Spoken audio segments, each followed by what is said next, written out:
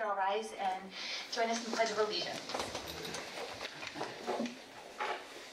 Allegiance to the flag of the United States of America and to the republic for which it stands, one nation, under God, indivisible, with liberty and justice for all.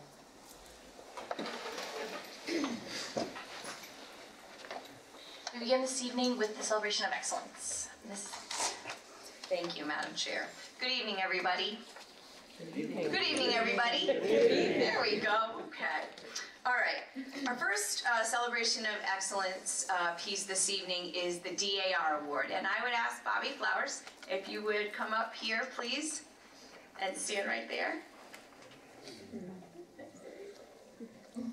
All right. Bobby is the recipient of the Daughters of the American Revolution Good Citizen Award. This award was established in 1890 by a group of pioneering women in our nation's capital who wanted to perpetuate the memory of the men and women who fought to make our country free and independent. DAR members are passionate about educating youth of America and contributing to schools and student programs in a variety of ways, and in support of that, the DAR Good Citizenship Award and Scholarship Contest was created in 1934 to provide scholarships and awards to outstanding students throughout the country. Each year, teachers from high schools across the country select students from their senior class who demonstrate dependability, service, leadership, and patriotism in their homes, schools, and communities. This year's recipient, Bobby Flowers, is now eligible to participate in the National Scholarship Program sponsored by this organization. Bobby is a selfless and caring individual who has risen as a natural leader and role model for the Bolton School community. He has successfully balanced many extracurricular activities and programs along with his academics. He is a member of the National Honor Society, has consistently served on student council, has logged countless hours tutoring and mentoring both high school and elementary students. His dedication to Bolton High School and the surrounding community is simply remarkable. His intrinsic ability to build rapport with others and his dedication to the community will serve him well, that I am sure, as he pursues his future endeavors. These qualities and more make Bobby Flowers a very deserving recipient of this very prestigious award. Bobby, congratulations, well deserved, well done.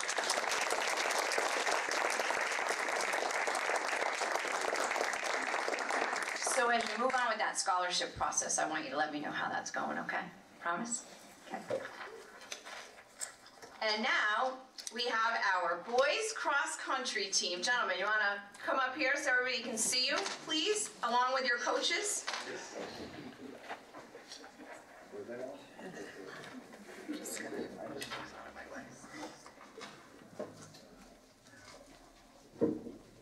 And you all look very nice, by the way. I like it. Very, very, very nice. Bobby, you look very nice too, sir. Like it when young men dress up. It's great. Last year, in the Class S state championship race, the Bolton boys cross-country team narrowly defeated Terryville by 9 points to win the Class state championship. This year, Terryville returned with 4 of their top 5 runners from last year, confident that they would knock off Bolton, who ran this year's Class S race with only 2 of their top 5 runners from last year. However, I would like to report that Terryville was sadly mistaken. Senior Lucas Carini finished 2nd, junior Kevin Brudds placed 3rd, scoring critical points for Bolton to offset Terryville's 1st and 4th place finishes. After 2 finishers from each team, the score was tied. Junior George Tucholsky then placed 7th, finishing several places ahead of Terryville's 3rd best runner, giving Bolton a critical advantage. Bolton's 4th and 5th runners, junior Alex Glenar and freshman Silas Gorley, then finished neck and neck with Terryville's 4th and 5th runners, securing a narrow 4-point win for Bolton, 47-51. Terryville had no idea what hit them. Both teams finished with identical team times, and Bolton had the 2nd lowest score of any team winning a state championship race that day. Also of note is that George, Alex, and Silas ran significant PRs in the race in order to make the victory possible. For freshman Silas, it was his first race, and he did not let the pressure get to him. The pressure brought out the best in all of our Bolton runners. Running in 6th and 7th positions right after Silas were freshman Sam Brudds and junior Peter Swenson. Having such strong 6 and 7 runners like Sam and Peter took the pressure off the rest of the runners, knowing they had teammates who had their back. Depth and teamwork was a hallmark of this year's championship team. After Sam and Peter, senior Cody Fox and junior Henry Rose were waiting in the wings in case something had happened to one of the top 7 racers. Depth was a luxury that a small school like Bolton does not often have. Along with a strong batch of runners returning next year, the team plans, I'm happy to hear this, gentlemen, I'm not going to lie to you, to be standing here again next year at this time, celebrating a three-peat. Hard work, commitment, and grit will determine whether or not we are here again next year. Feel no pressure. I'm certain that your coaches are not giving you any pressure either. For the record, Lucas, Kevin, and George all earned all-conference and all-state honors this year, and this year's point total of 47 was the lowest ever in Bolton's 6 state championships. In the past 14 years, the Bolton boys have won 6 state championships and 6 runners-up. Next year's goal is to win another state championship, go lower than 47 points, and earn a spot to the New England Championship on November 14, 2020, in case you're wondering what that date is, in Thetford, Vermont. Way to go, gentlemen. Well done. Well done. Congratulations.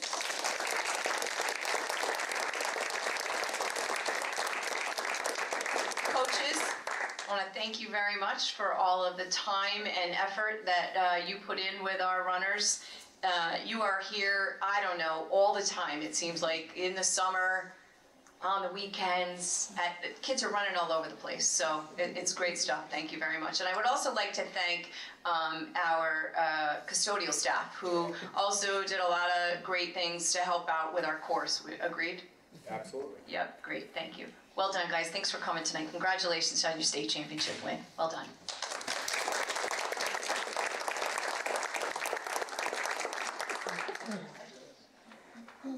Okay, and our last piece tonight is about our Board of Education departing board members. We have 2 board members who will be leaving the board, and we have new board members who will be seated in December. First, I would like to thank Allison Romke for her 6 years of very dedicated service to the Bolton Board of Education, to the students and to the staff and to the community. She was an integral part of the work that we have done as a school system to improve teaching and learning for students, and I would like to thank her on behalf of the Bolton Public Schools for her dedicated service. And now to my chair. Can't even do it. Liz Kruger, thank you, brought me tissues, thank God, thank you. Liz has been board chair for 4 years, and we have forged a fabulous relationship that has become both personal and working. I've been practicing all day, and she has been a tremendous leader for this Board of Education, a tireless advocate for education here in Bolton, and for the betterment of our students and our staff, and has been just a great partner for me in the work that we've done together, and a wonderful leader for this board. She is going to be greatly missed by the superintendent, and I believe by her entire community, and I wish her well in health and happiness in her new endeavor, in her new promotion at the University of Connecticut, and I'm going to miss her tremendously, and I have a gift for you. Thank you. You're welcome. So, I have to pull up my notes, so the quote I'm gonna use I'm very accurate in it. So, after 4.5 years, this is my last meeting, but I'll be around. Born and raised, it didn't go very far. It's been an honor to serve alongside of you and to work with you all. And the quote I wanted to reference was one from a politician very close to my heart. once said that the people are amazing, the issues are interesting, and the politics suck. Well, I couldn't believe she said suck, but you know, she did. And it's true. The people are amazing, and I'm very appreciative and thankful for your expertise, your friendship, your knowledge, your respect, because without those things, we wouldn't have had our successes in the last 4 years. So, until next time, because I'll see you in the hallway, I'll see you at soccer games, basketball games, I'll see you around. Okay, can you open your gift now? Yes, sorry. Sorry. Right now, yes.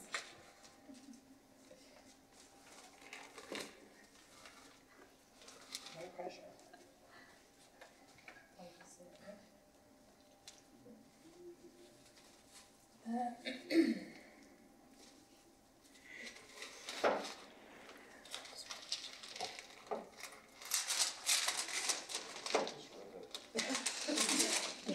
T-Rex, as my husband would say. Duct tape. Yeah, I get good on duct tape, you're right. Maybe that's what you're doing. Duct tape. Thank you. It's for the black and white wall. Oh, in my living room. Thank you. Beautiful. Okay, that concludes our celebration of excellence tonight, Madam Chair.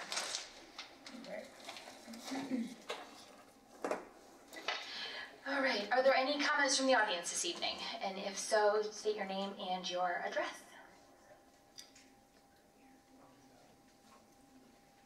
Guys that were honored for the celebration of excellence, you do not need to stay for the entire meeting. I'm sure you all have plenty to do, so you can be dismissed if you wish to. Parents, thank you very much for coming out, and kids, thank you very much. Happy Thanksgiving to everybody.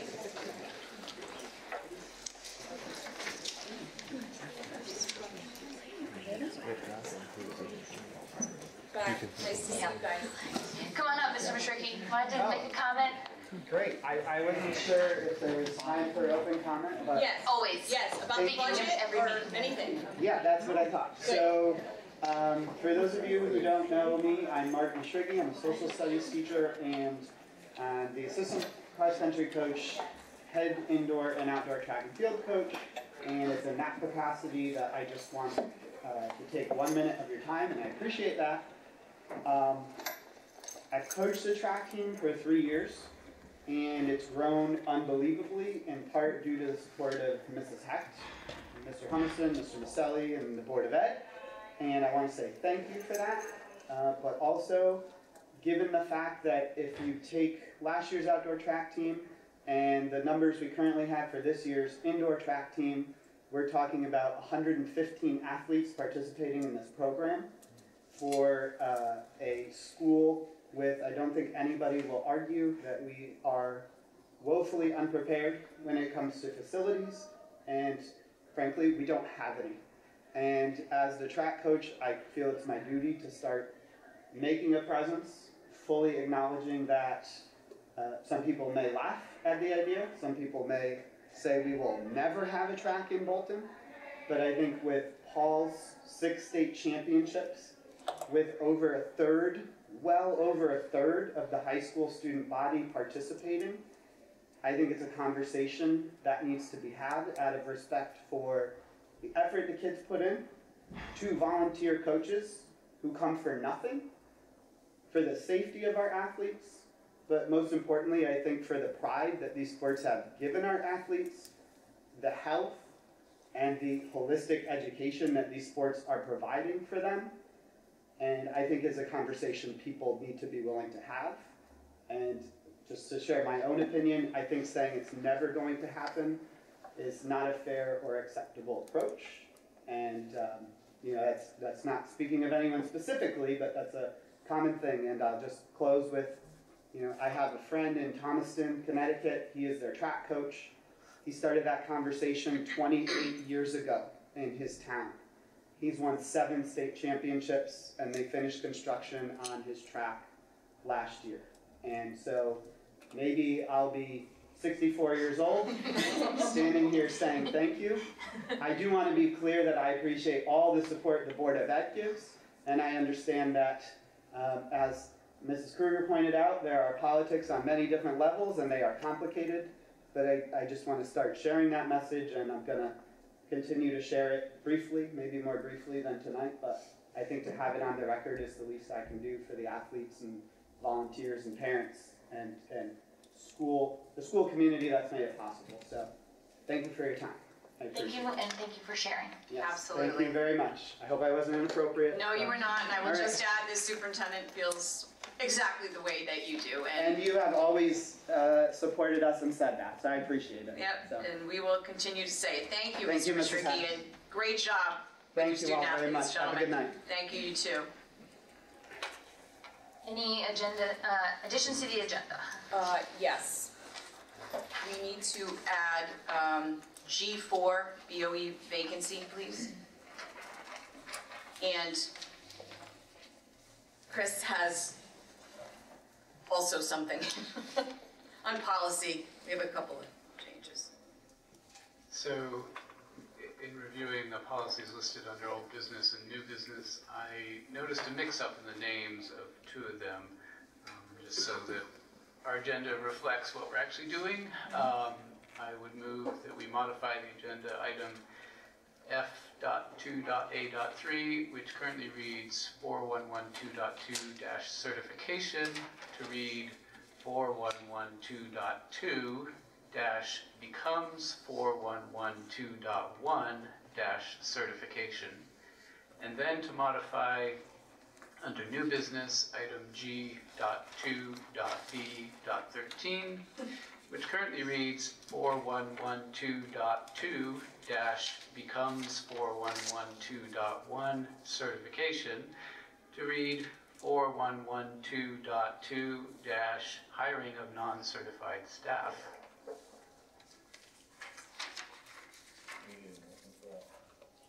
Yes. Can I say so moved? Yes, Well, I please. made the motion. Yeah, Oh, so you you did? got a Okay, second. okay. Yeah, thank you. Second. All those in favor? Aye. Opposed? Abstentions? We're all set to move on. Any other? We probably should do a motion on the G4 too, please, while we're at it, that I added. For all the additions to the agenda. Yep, okay, so that one Make a was- motion to amend the agenda to add an item G4 BOE vacancy. I'll second that. All those in favor? Aye. Opposed? Abstentions? All right, it's been added to the agenda. All right, approval of minutes. Is there a motion to approve the October 10th, 2019 meeting minutes? So moved. Second. Any comments, questions, or edits?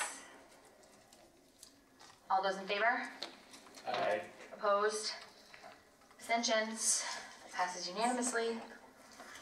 BHS student representative reports. Yesterday, the boys soccer team lost in the second round of the states and to Holy Cross, and they finished their season with a record of 9 wins, 8 losses, and 1 tie. The girls soccer team season ended with a loss in the first round of the state tournament to Northwest Catholic, and the girls ended with a record of 7 wins, 6 losses, and 3 ties. And then, as you know, the boys cross-country team won the Class S state championship, beating out Terryville for first place. Girls volleyball made it to the third round of states, which they're playing tomorrow. And last night was so exciting. Yeah, well, they were ranked higher than them, I believe. So Yes. it was, really intense game. Tomorrow will be too.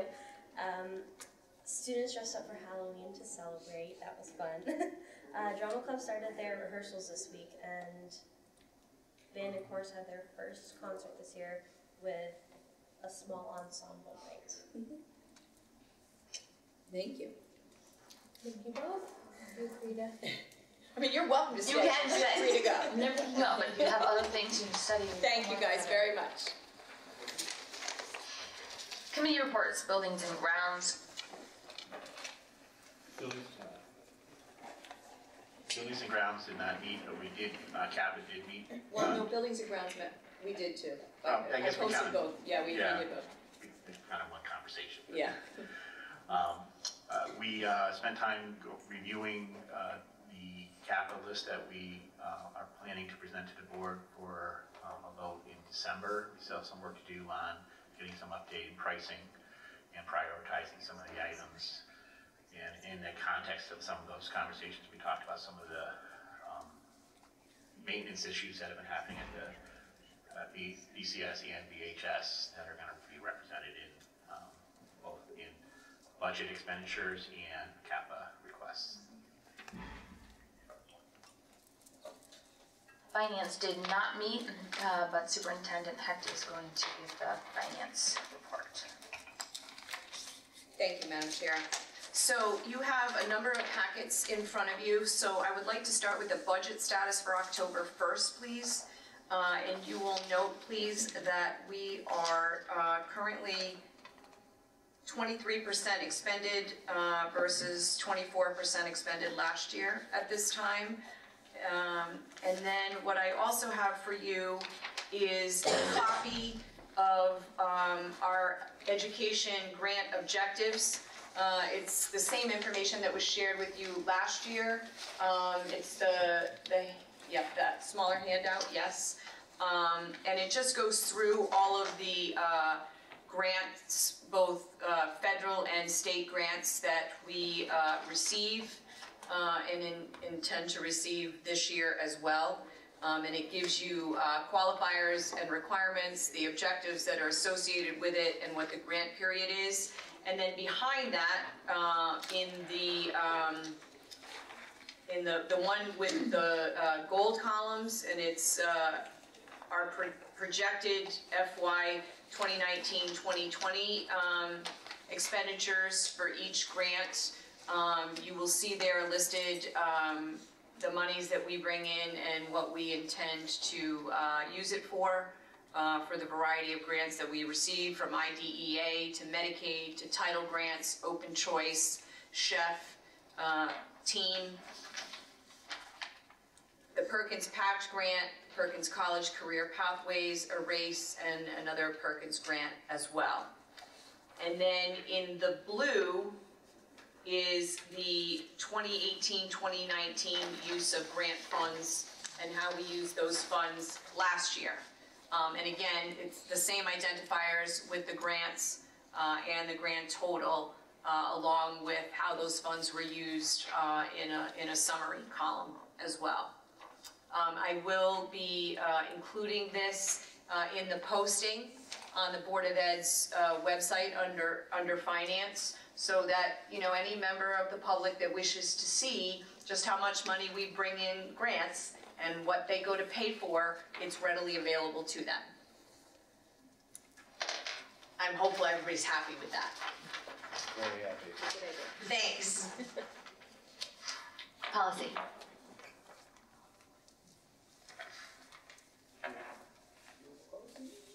We did after the last board meeting, Right. and we're going to talk about it tonight. So yes, we did. Right? Getting mixed up. I thought that was two boards. I know. No, I know. It's all blending Time together. flies. Yeah. Community meeting reports. Chris?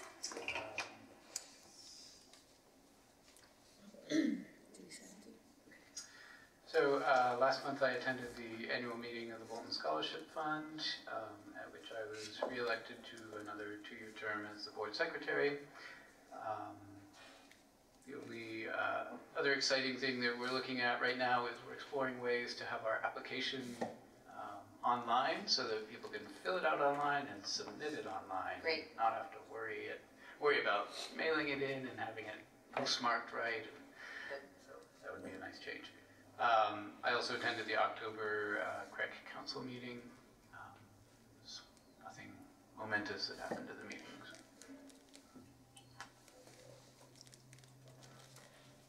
Thank you.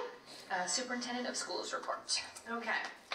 So first we have tonight a K-5 math update, and I'd like to turn it over to Mrs. Safran and company.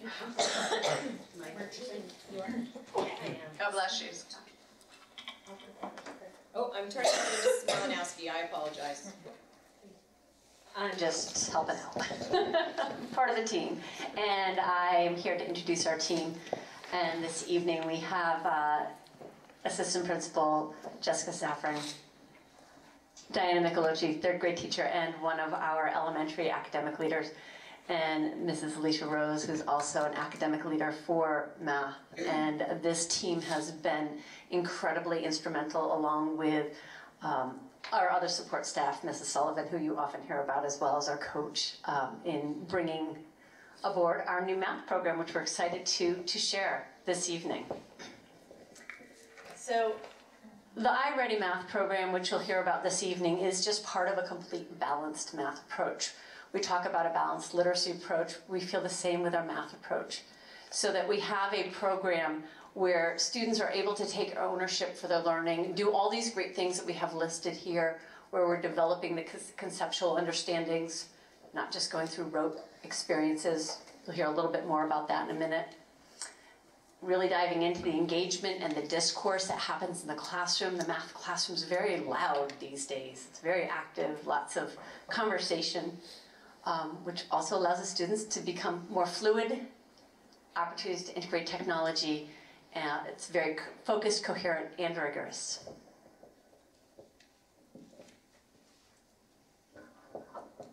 So we'd like to begin again by thanking the board for approving the purchase of the Ready Classroom Mathematics Working Text. It has made a big change in Bolton Center School this year, and it's being used in all K-5 classrooms. Ready Classroom Mathematics teaches through application and context that helps students make sense of their mathematics. Problems are designed to connect to the real world and the student environment. Lessons are designed to build on conceptual understanding through the use of concrete materials. There are different types of lessons depending on the day, and a lot of critical thinking questions that help to deepen that understanding. Hi.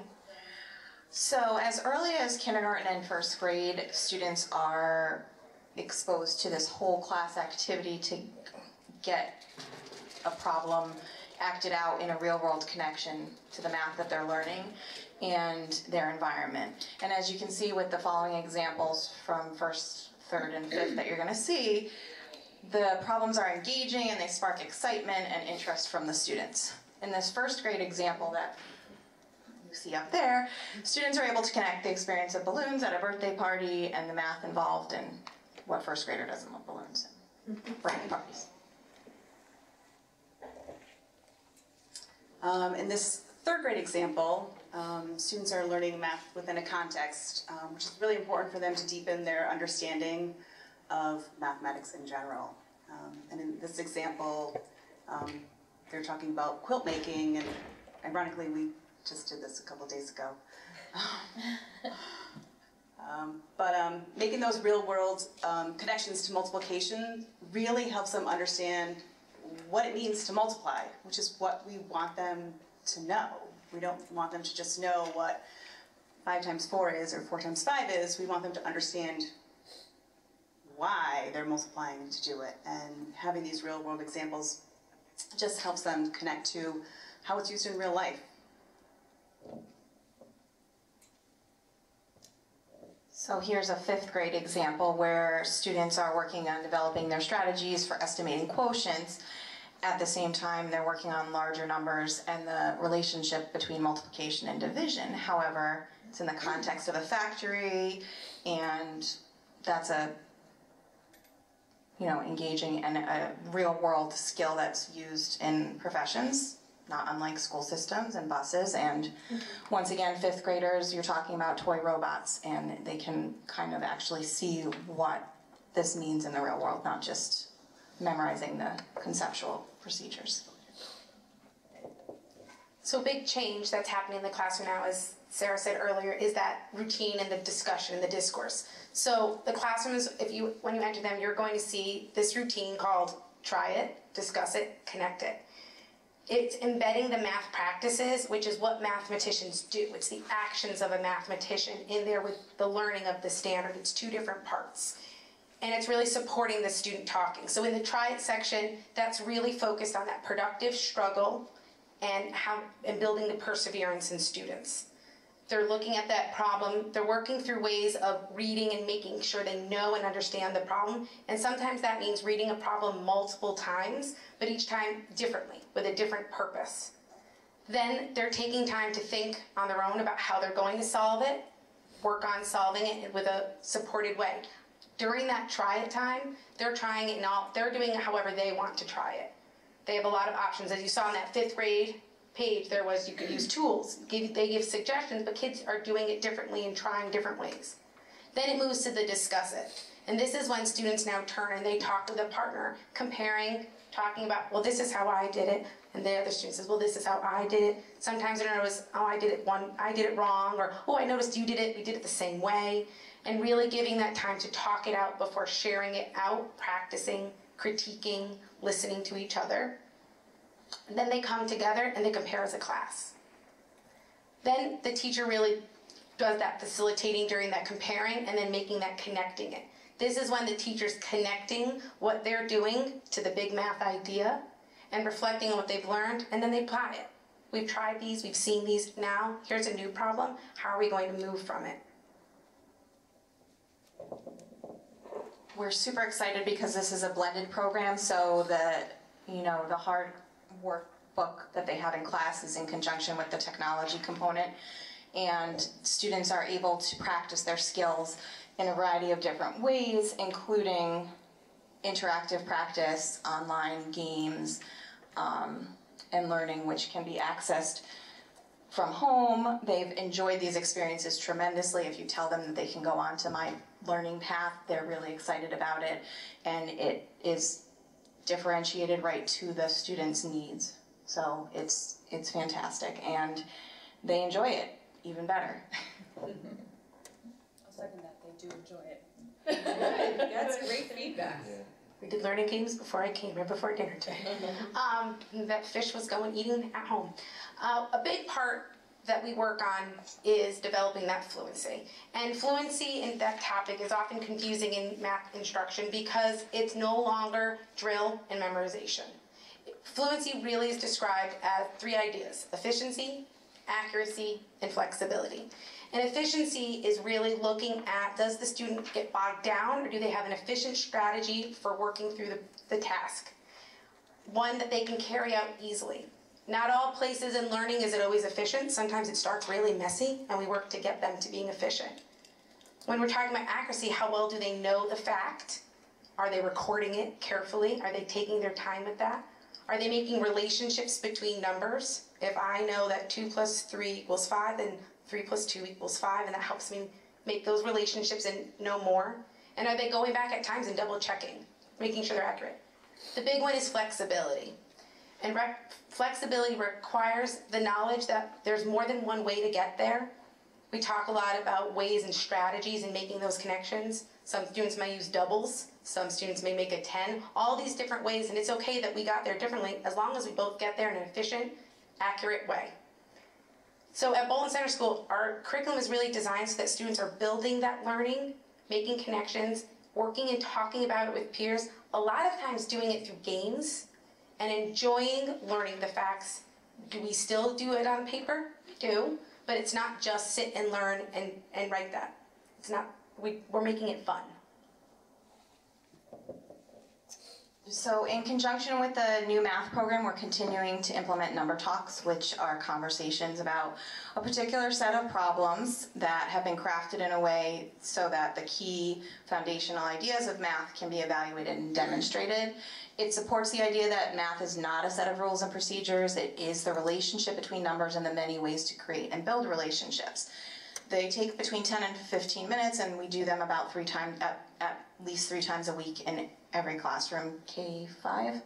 And they're building computational thinking and mental math strategies. There's no pencil and paper involved. It's all using mental math strategies. Students are able to share their thoughts and ideas about math, and they support the idea about the relationships, and also that rich discourse that students are building is applied here, and they're able to share their thinking without going off script a little bit, but really, and essentially if one day we have math night, parents will get to participate in number talk and see what it's like and how it works. And I've learned a lot from the mental, I know you guys have had that. Their demo last year, if you Yeah, remember that. but Students I continuously learn when I see students sharing their thinking, and you're like, I hadn't thought about it that way. So instead of them writing it out, them really just sharing their thinking is an unbelievable way to see inside their minds. I know I'm not workshop now, but just I love Never Talks. I've been working with my class on a certain strategy, and they kept sort of reverting back to one, which is also a fabulous strategy. But finally today, they started using the strategy. I was so excited. Yay! But we just talked about how what they were doing was efficient and great, but this other strategy was even more efficient and just as great. Yeah. It's exciting to see that. You can tell they don't really like the new math program at all. They're really having difficulty with it. So I'm just going to jump in. These last two pieces that both Alicia and Diana are speaking about are practices that we used with our old program. However, our old program really just didn't enhance the opportunities in such a way. So we're really able to weave in great instructional practices that they've been working on. And so now you hear their excitement about great practices along with great resources. I was thinking about that with the bullets at first. You're going to hear us say the same things over again because the discourse, it's a constant weave now. It's not disjointed. Yes. Okay, so math workshop. It's an instructional practice when teachers meet with small groups or even individual students to reinforce skills, extend learning, and have students either practice current or even some past math concepts or skills in order to build on their fluency. Currently, some teachers are exploring this with our new math program, trying to get their feet wet. A lot of us were using it before, but now with the new math program, we're trying to figure out how we're going to weave it all together. It is working. You will see in something that you see my class doing some things. So the class may rotate through centers in small groups, working independently with a partner, reinforcing or extending during workshop time. They may be focused on one center or two centers that they're going to. And we're just trying to meet their current math needs, whether it's today's lesson or what we did 2 weeks ago or something that we're going to try to extend in their knowledge. The teacher has a variety of roles during this time, from observing students and what they're doing in their partnerships or groups or even independently, or even meeting one-on-one to provide that differentiation for meeting the students' needs. So as you can feel the enthusiasm and excitement, this really could not have happened with also your great support for the professional development that our teachers have been able to access. So it is the endless resources that you as a board have supported, and we do deeply appreciate it. We are able to take advantage of the company's amazing resource. That was one of the reasons we chose them. They provide amazing high quality resource that you can go out nationally and go to their workshop and not buy their program and still have high quality professional development about mathematical instruction. So we're really excited about that. We also have been able to work with the CREC lead learners, what's her title? Consultants, she has another title, where we're able to form look-aheads and plan forward, so take our time to where teachers are not just diving in and trying to teach something new and learn something new all at once. We're taking our time, and again, our time with our early release days has really afforded for teachers to be able to take a closer look at how they can best use all of the resources that are there. And as always, we have our embedded professional learning communities throughout our day with our grade level meetings and our ongoing support from not only Jessica and Alicia and Diana, but also Becky and other teachers. As they learn, there's an opportunity to share, and so it's been really a very exciting time. And we'd like to end with a video. Yes, so just so you have a sense of what it really looks like, hear the teachers' enthusiasm, we also have a video.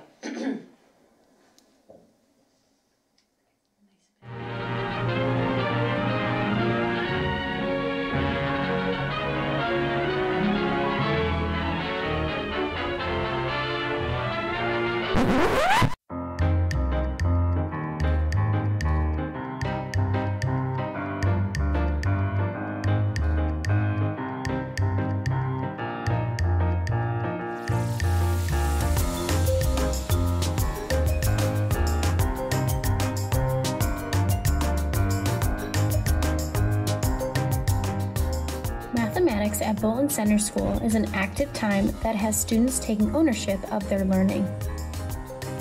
Teachers empower their students by presenting rigorous problems and guiding meaningful math discourse.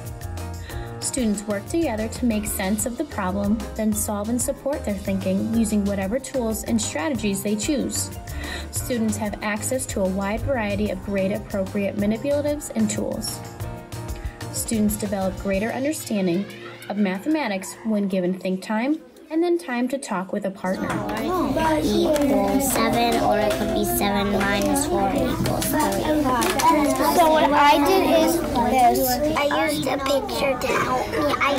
I did 6, and then I crossed out 4. I'm off, and I did 2 for the arrow, and I did 6 minus 4 equals 2. Partner Talk provides opportunities for students to rehearse and refine their thinking. I subtracted 48 from 48 to get. As students are solving problems and sharing their thinking, the teacher is listening and planning. The teacher sequences the different strategies and solutions that will be shared to the whole class to help build and extend the learning. Using those counters, I want you just to try it. How can we figure this out? The teacher then facilitates a whole class conversation in which students notice similarities and make connections between their work and the work of their peers. The work spent on making connections is important to help deepen understanding of math concepts. Students have multiple opportunities to apply what they have learned to new problems and are encouraged to try different approaches or strategies to build flexibility in their mathematics thinking. All students have the opportunity to engage with mathematics interactively. There are short interactive videos that can be viewed as a class or individually. The online learning games help students gain a rich conceptual understanding of key mathematics concepts and improve fluency. Students can also use different learning platforms to reinforce learning or personalize their math instruction. I like number talks because it helps me think about math, and it makes me learn more and more. And when I see it on the smart board, I think about it on my paper, and I always solve it.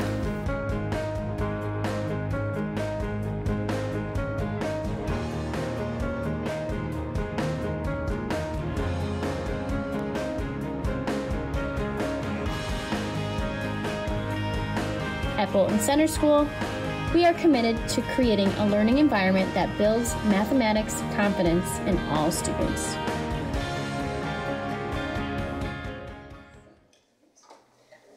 Actually, one of the most exciting parts, and I was telling Kristen when we were looking at it is, so our kids are getting very used to us videotaping them, but those little, I mean, not one, I promise, not one of those was practice. I was in there, and that was just, and they were just turning and having those conversations. Those were all real life. We didn't do everything. It was just unbelievable. I was running back and forth between the rooms, and you know what they're just doing. It's been really great to see. And that really is just bringing all the hard work the teachers have been doing for the past few years that we've been hearing about with the professional development, and then now having this tremendous resource. So bringing that all together, it's a huge thank you to your supports for this. Well, I would also like to thank our teacher leaders and our staff, because it has been a yeoman's job, and we know that, but I want to make sure that the board knows that too, and you guys have done amazing work with this, and it does my heart good to see you so excited, and when I'm there for everybody to be so excited about it. It's great. Board members, do you have any questions for our staff? Great job. Thank you so much for coming tonight too as well. We appreciate it. Thank you. And now I'm going to turn it over to Mr. Giard.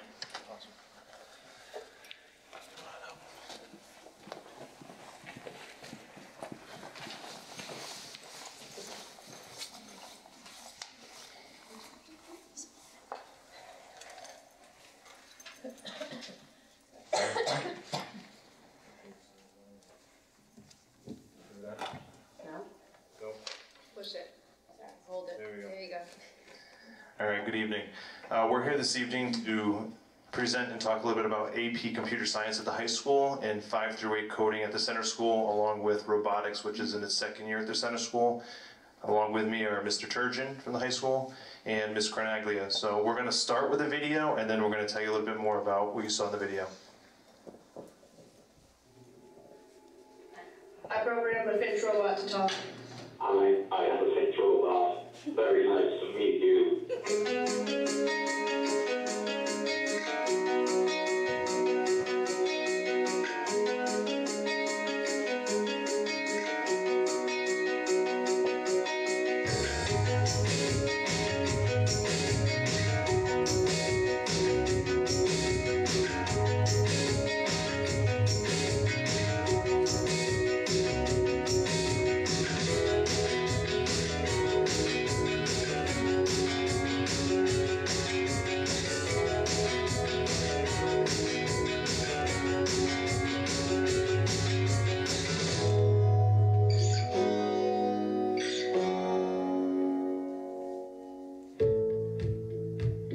A couple years ago, we started doing coding with code.org, and that was fun. But now they're doing Scratch. It's a lot better because there's way more ideas and options you can do. You can make games and music videos and artwork, and it's just very expansive. All computer classes at the center school have some kind of coding component to them. In 5th through 7th grade, we work with block-based coding using code.org and Scratch. Our 8th grade computer class curriculum is all coding-based. Students explore the Finch robots and use the site CodeHS to learn Python and JavaScript. Since this is my first year, I don't really know a lot, so my team can kind of help me figure out what I'm doing and stuff. So yeah. I actually got to make a robot that actually worked and moved. What I like about robotics is electrical wiring. It helps with future jobs or wherever to be into technology. It helps with connections and just building up on team abilities. Notice lights up when you put in certain codes. Sensors everywhere so it doesn't crash into anything, or if you code it, it won't crash. This is my global variable. It's called count. I created a whole bunch of functions to draw things. And people that would have these kind of search keywords or people that visit these kinds of sites would be interested. The AP Computer Science Principles class is designed for every student to be able to learn about the internet, how it works, learn a little bit about encryption, decryption, and from there we go into learning the basics of programming using JavaScript. Students are required to complete 2 performance tests for the College Board. Mr. Turgeon will use the videos that code.org gives you and then show the class, answer any questions that might arise from the video, and then you'll go off as a student on your own and you will go do all the activities that code.org has to offer you. Python, I know how to use C, which is what I used for robotics last year when we had the V4 Cortexes. C++ because that's what the V5 is since we've upgraded. I learned the new coding language. Students have to be very precise when writing code. Coding helps develop critical thinking skills and the traits of perseverance and resilience.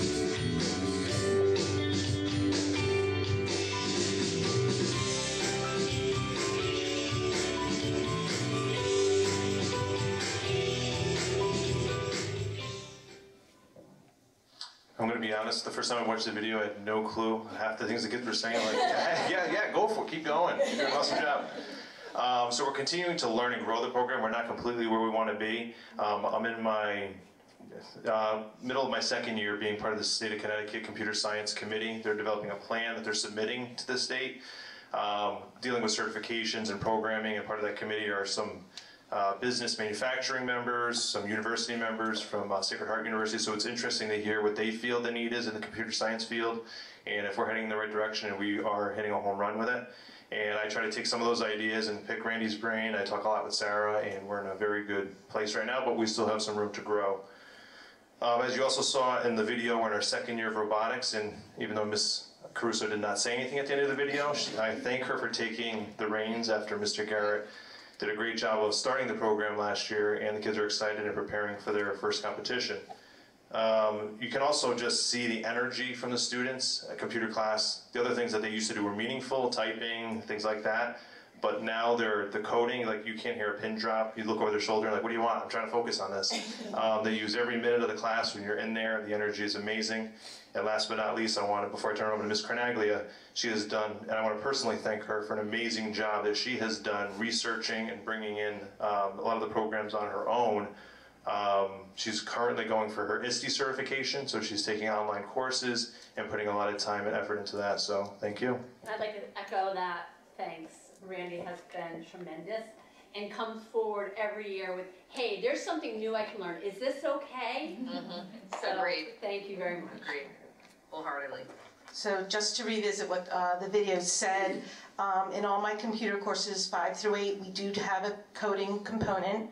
In 5th and 6th grade, we work with the curriculum from code.org, and that's block-based coding, and the students just solve puzzles. And then in 7th grade, we move on to Scratch, and I probably couldn't say it any better than Shepherd did. Scratch is also block-based, but there's no limit. There's whatever you can create, you can do in Scratch. So the students, instead of solving a puzzle, it's just wide open. They can create games, music videos, artwork, anything like that. This year, for the first year, I decided that I wanted my 8th graders not to use block-based coding. And so I wanted them to have the experience of actually writing code. So we're using the Code HS curriculum to do that, and they're taking an introduction to JavaScript and then an introduction to Python. And it's been quite a learning experience. If you came into the room, you might not know who the teacher is. I consider myself more of a lead learner, and just a step ahead of them, but we're learning together. Sometimes I'm even learning from them. In all these courses, students are exploring programming concepts and building their own understandings through playing and experimenting with code, watching videos, interacting with examples, writing code, and also debugging code. And we've been talking a lot about coding, but really the class is about computational thinking. And computational thinking is just a problem-solving process, and change is happening so quickly nowadays that to succeed, you have to be adaptable and flexible. And these coding courses, they take a lot of hard work, a lot of persistence and resilience. So if the students can leave my class with those characteristics, and a handful of them take an interest so they want to do a course in high school or college, then I think I've done my job. Hello. So this is my 15th year here. I was an electrical engineer first, and I remember taking computer science when I was in high school back in 1981, and I was shocked when I came to Bolton High School and realized they didn't have any computer science classes, and turns out not many high schools did, and I don't know why, but you know, it's amazing. The College Board put out this curriculum for the AP Computer Science Principles class, and their goal is that every student that goes through high school someday will take it, because it's at a level that almost anybody can understand. The goals of it are, you know, these kids walk around with their appliances all the time, they're glued to them, but they don't know how they work. So their goal is for them to understand how the internet functions, how security, privacy, all those things are implemented, you know, technically on their devices, give them a little bit of knowledge about that, learn about encryption and decryption, really all the basics of modern communication. So they learn about that for the first half of the year. They do a research project that's submitted to the College Board for grading.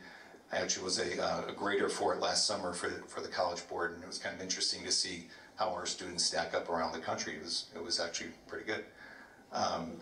The second half of the year, they get heavy into programming, so we go through all the way through JavaScript, using databases and things with JavaScript, and then they are allowed to choose a project of their own, which takes about 3 or 4 weeks of class time for them to do.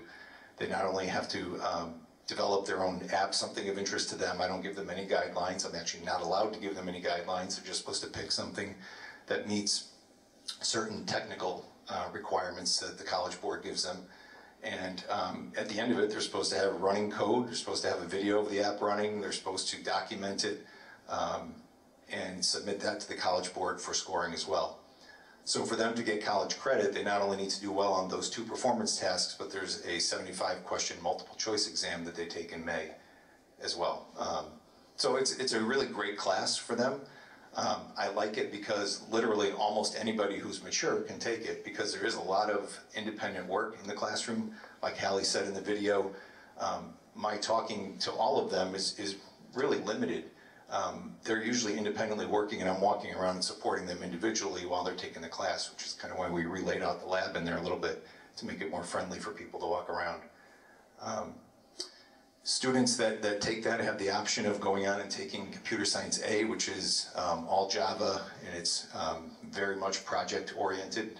We don't offer that here except through VHS. At some point in the future, it might make sense for us to add that as well. We just don't have the resources now, and honestly, I don't know if we have enough students, because most of the kids in our school will take the class that we offer in their junior or senior year, and sequentially, if you do that, taking Computer Science A, there's really not much time left, so we'd have to rethink how we offer things now. But so, and likewise, a huge thank you to Mr. Turgeon as well, because as we put forward as we suggest AP classes, it's also the teacher's initiative and willingness to go learn. And you know, just as Randy came forward, he came forward with wanting to offer this course, knowing that it was a whole, and we're very appreciative of, and we've been on that conversation about the next level, figuring out when it could be. So again, our 2 teachers who are here are really modeling exactly what we're asking our students to do, and I can't feel more honored to work with staff as strong as they are. Absolutely. I want to thank both of you, because you've done so much professional learning on your own time, in the summer, on the weekends, at night, you know, all the pieces that go into it that I think oftentimes the outside world doesn't really understand, to really make the impact that you're making for our students. So I want to thank you both for your professionalism and your dedication to the craft of teaching, and really making it better for our students to really learn cutting edge work, so that they're better prepared for the world that they're going to face, for sure. So thank you very much for being here tonight. Appreciate it very much. Thank you very much to our elementary staff as well. You do not need to remain unless the board, do you have any questions for our staff?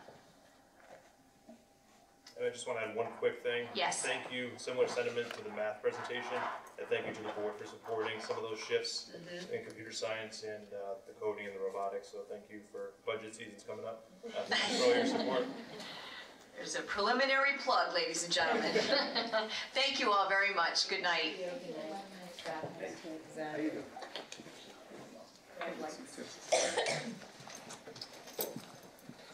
So next, I had on there Kappa just in case, but we're not moving forward this month, but we will be discussing it next month. Okay. So now unfinished business. First I have for you the Columbia contract. I have been in discussions with the Columbia Superintendent, Garrett, over the last several months. And we have come to agreement, and what I have before you this evening is a new proposed contract with Columbia for July 1, 2020 through June 30th, 2030. And the changes to the new contract include removing the limitation to the number of Columbia students that can attend Bolton High School, using the 2019-2020 tuition rate as the base annual per pupil tuition cost, identify rates for special education services, assessments, and student support services, which are all subject to the same annual percentage increase as the tuition rate, providing IEPs developed by Columbia to Bolton within 5 days. If Bolton does not refer a student for evaluation and/or assessment pursuant to child find obligations by law, Bolton will be responsible for the compensatory services. A clear process for transfer students and student records will be provided by Columbia to Bolton by August 1. And lastly, we added in there material breach language. So I'm hoping for a motion this evening to approve this contract. It will be going forward to the Columbia Board of Education at their next meeting, which is coming up in a couple of weeks. Second. Any discussion?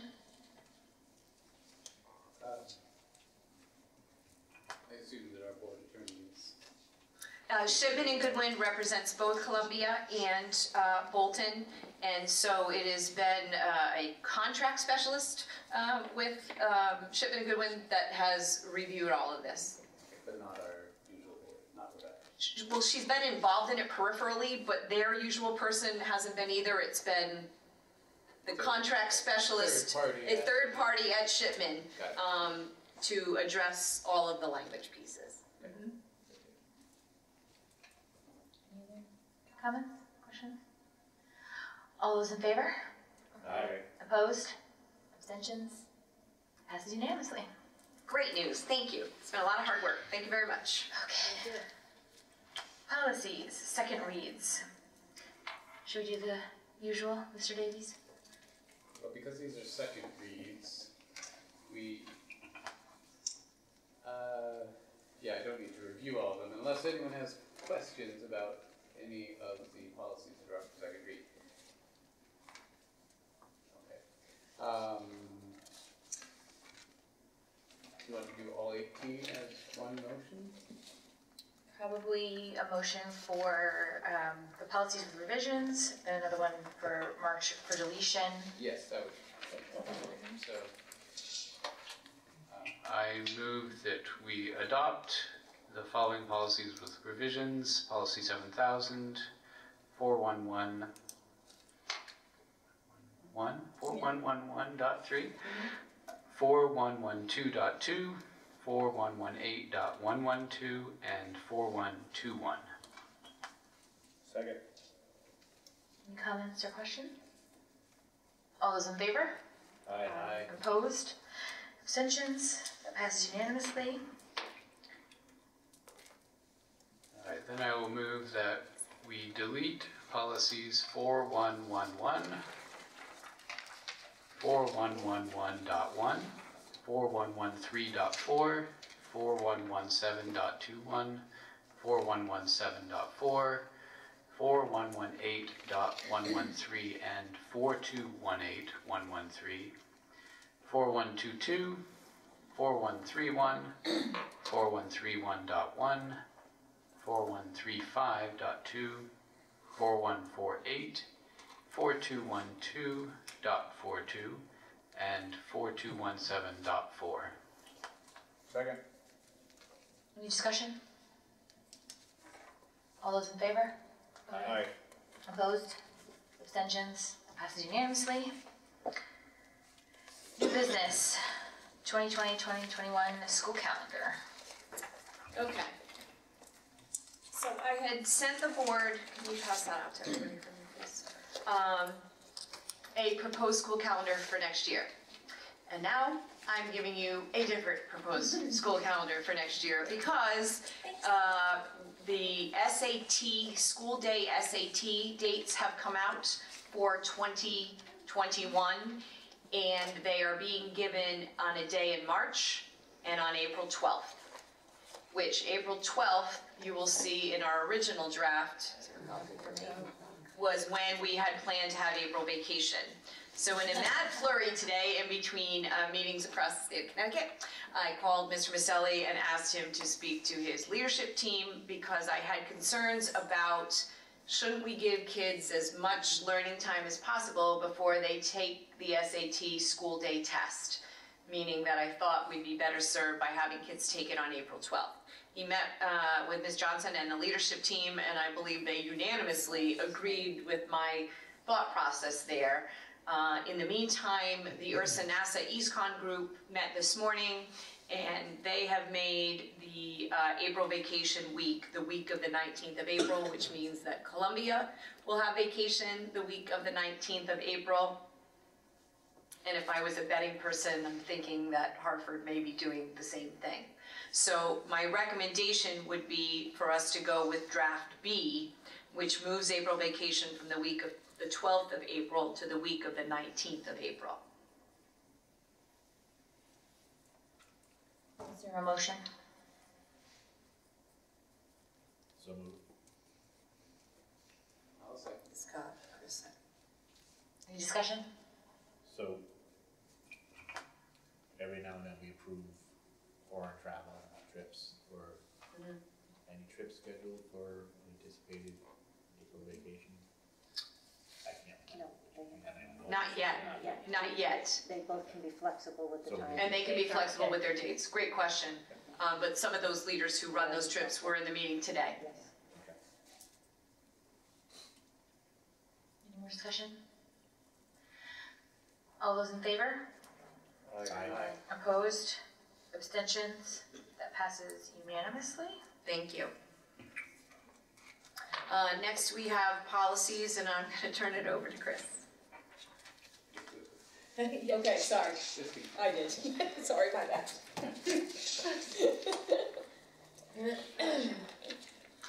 All right. So, as the agenda notes, the first 11 policies require changes because of recent changes in state and federal law. I'll try to review all of them as briefly and quickly as I can. Feel free to ask questions if you have any. But we'll start with 4120, reports of suspected abuse or neglect of children or sexual assault of students by school employees. The revision here, it updates legal references, makes a few copy editing changes, and adds school counselor to the definition of school employee, thus making clear that school counselors are also in fact obligated to report suspected abuse, neglect, or sexual assault of a student. Policy 4118.1, sex discrimination and sexual harassment in the workplace. This policy and the accompanying administrative regulation are being renumbered and replaced with Shipman's model policy, which has been updated to reflect new sexual harassment training laws. Kristen, I just wanted to note that the regulation included in our packet contains the wrong number. It should be changed from 4118.112R to 4118.1R. Policy 1220, non-discrimination. This is the board's general non-discrimination policy. We have a separate policy that specifically addresses non-discrimination in hiring that you'll hear about later. We also have one for students that you'll hear about later. 1220 is being revised to clarify that discrimination based on citizenship status, the legal term used in the policy is alienage, is now prohibited by state law, as is veteran status. A definition of veteran is added to the policy, and procedures for filing a complaint are clarified to reflect the current law. Policy 3160, transfer of funds between categories.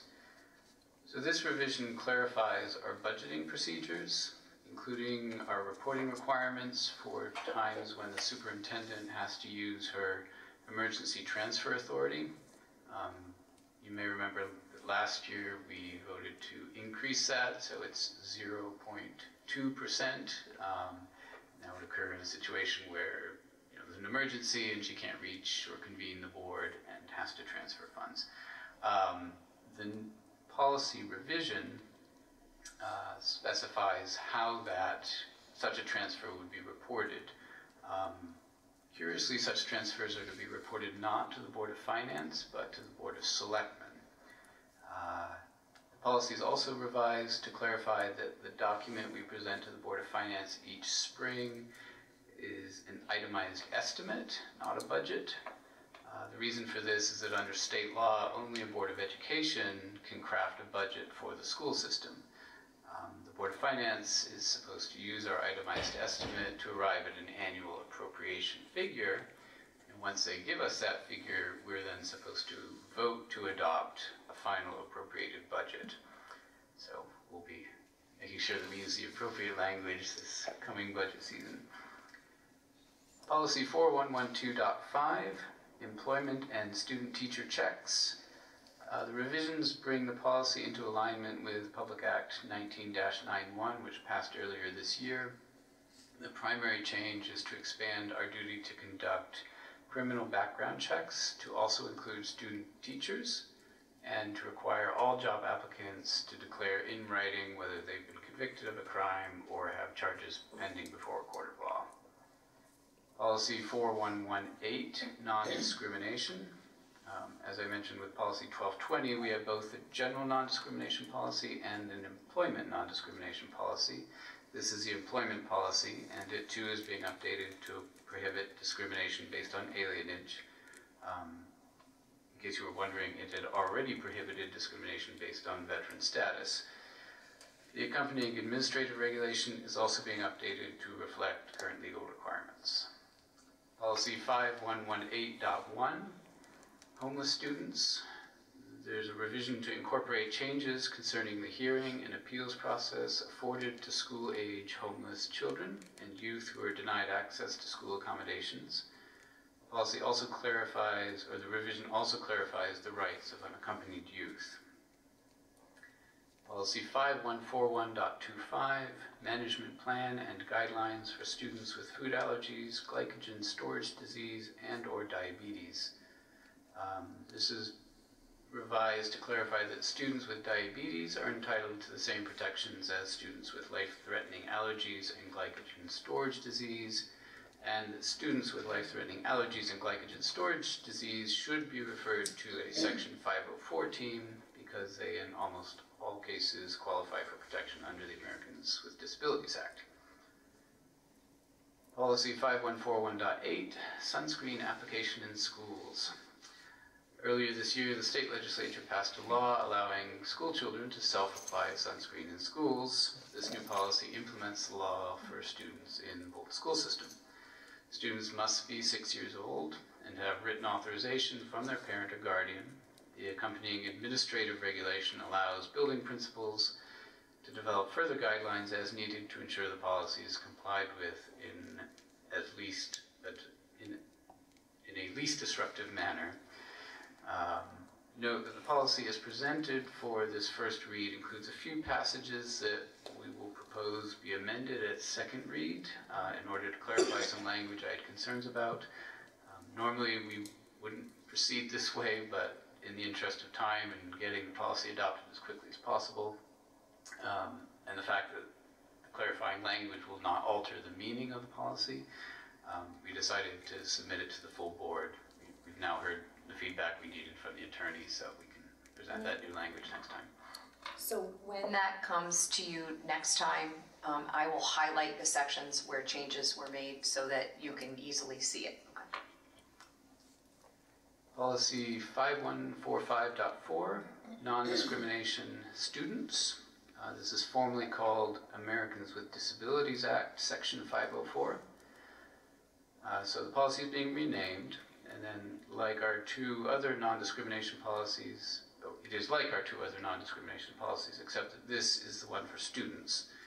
Previously it addressed only non-discrimination under the ADA. Now it serves as our blanket non-discrimination policy for students. Policy 5145, Section 504. So this has been updated to reflect feedback that our board attorney received from the State Office for Civil Rights, presumably for Shipman's model policy and not specifically our policy. All the changes are to the administrative regulation. As with the new sunscreen policy, I anticipate that we will propose slight modifications to a few passages at the next board meeting.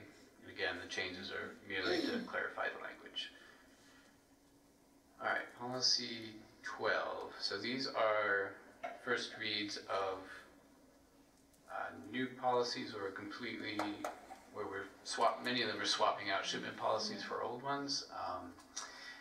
They're not necessarily based on recent changes to the law. Policy 4112, appointment and conditions of employment. This replaces our old policy with Shipman's model policy. It also clarifies that the Board of Ed is responsible for appointing all building level and district-wide administrative positions. That had been our practice in the past, but it wasn't codified in our board policy.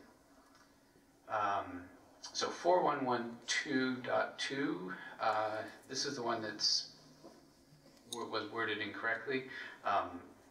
On the original agenda, it should read 4112.2, hiring of non-certified staff. The policy that was included in your packet is the wrong one. It was the one that we discussed last time. So I did email. So clear. I know. I live for when the three of us are done with this.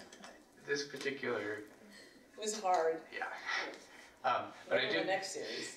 Kristen does have the correct policy, and she'll email it to everyone. It's very, very short. It's a paragraph.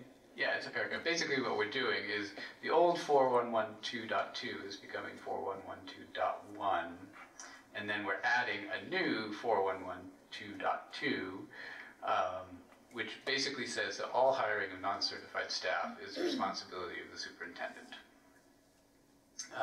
Okay, now on to the fun one. 4112.8, nepotism, employment of relatives. So this replaces our existing policy with one that differentiates between immediate family, for example, spouse, child, parent, sibling, or step-sibling, and a relative, which is anyone with a more distant relationship, including in-laws and individuals who live in the same household as you. So, domestic partner, or I suppose even a roommate. I wanted to point out for the board that this policy also applies to us. Under it, we are required to disclose any existing familiar relationships with board employees, and we are obligated to alert the superintendent or board chair if we discover or have knowledge that a relative or immediate family member has applied for a job with a district. Furthermore, if any of us begin a romantic relationship with a board employee, we must declare the relationship to the superintendent. Policy 4118.112. This becomes policy 4118.1. Sex discrimination and sexual harassment in the workplace.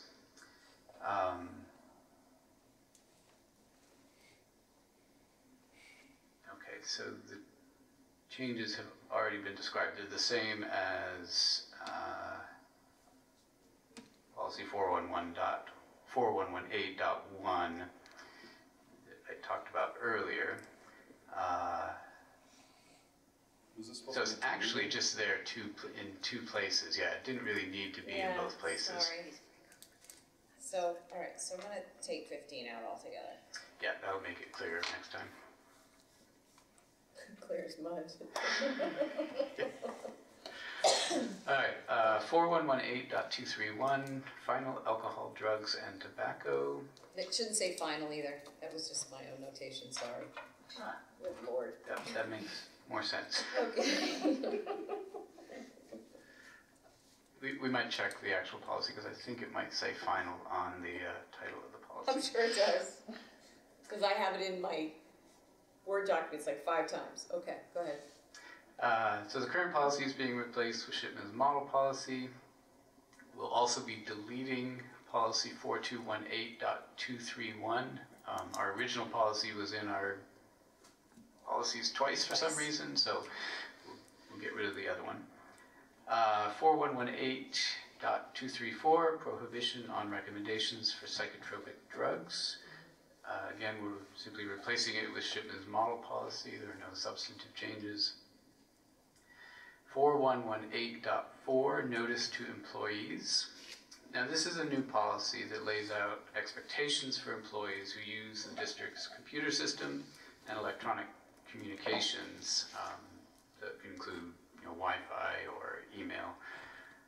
Basically, it lets employees know that they have no expectation of privacy in their use of the district's computer systems, including email and Wi-Fi, that the district has the right to access any data that is sent through the district systems by employees or anyone else for that matter. So, if you're using your phone and logged onto the Wi-Fi here and send stuff through that, theoretically the district could access those data packets and analyze them.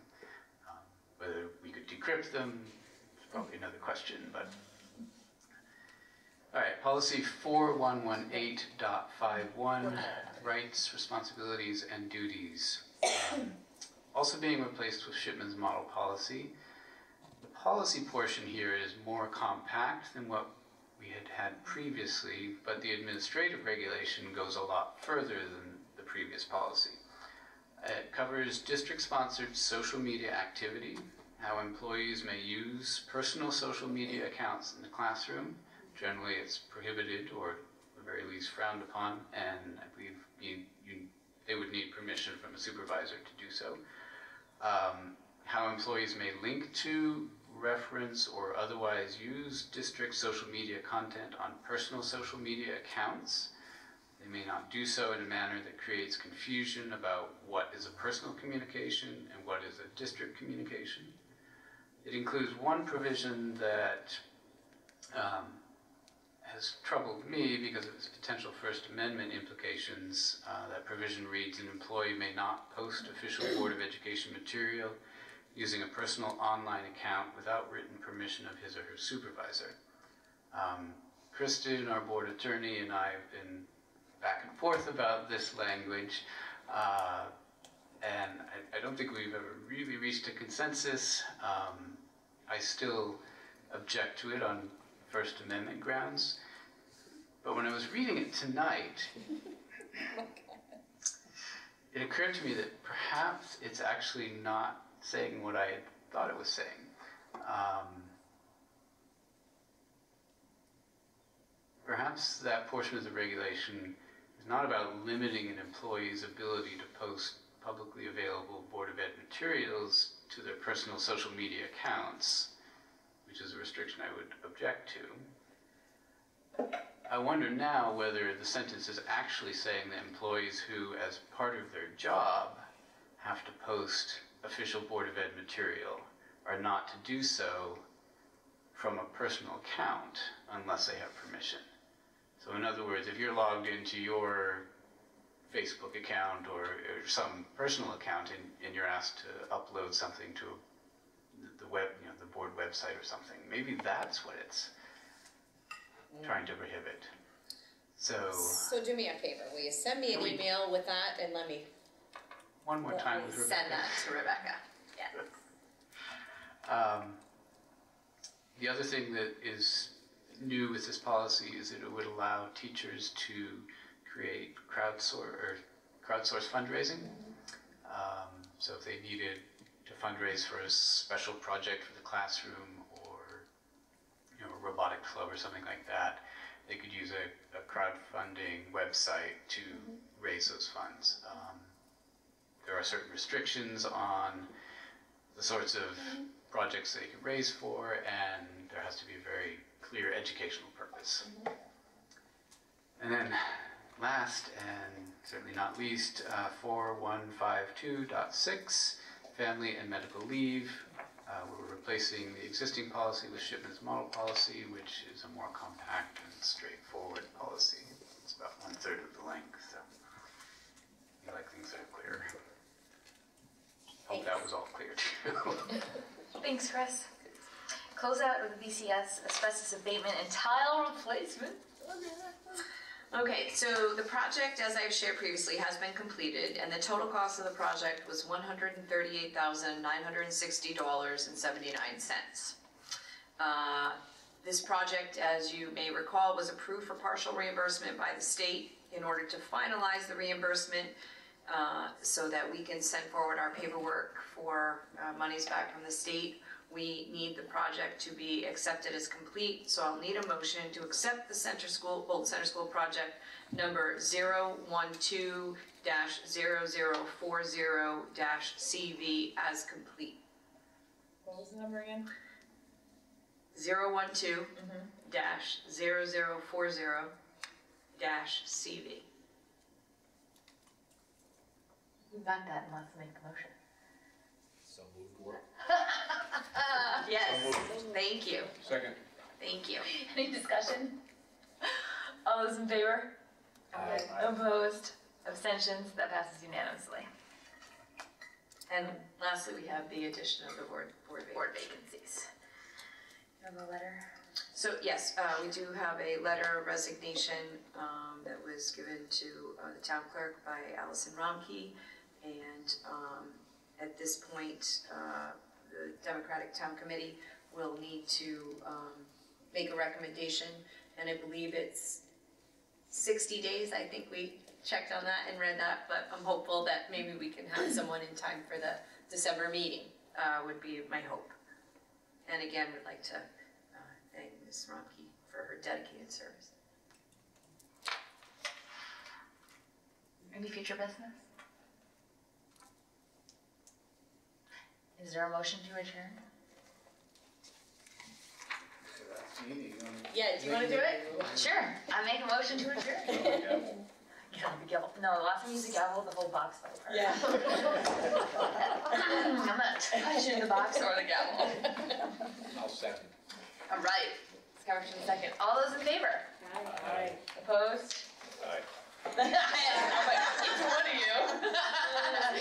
you. We are adjourned. Thank you. Despite your- Happy Thanksgiving again.